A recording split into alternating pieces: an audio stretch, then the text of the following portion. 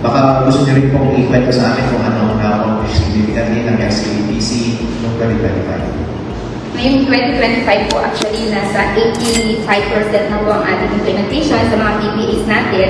Yun po yung mga nakaprogram ng last quarter natin. Like for example, ng ating holding of the Children's Month celebration na naasala lang po because of the weather po natin. Nagaganatin po sa December 4 po.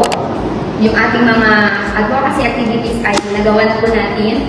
For example, noong January po at February, nag-prepare po tayo para dun sa program ng ating MHO in coordination po with national agencies, yung ating Oral Health Month.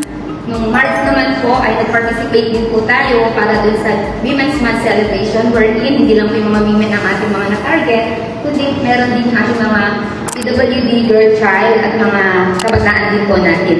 While yung ating implementation ng ating supplementary feeding, naroon po tayong municipal, initiated, at saka yung binigay po ng ating DSWD, yung mga binaba po para din sa mga observance and celebrations such as yung ating International Trafficking Day, yung ating June 12 po yung sa Child Labor Day po natin, and Family Week po.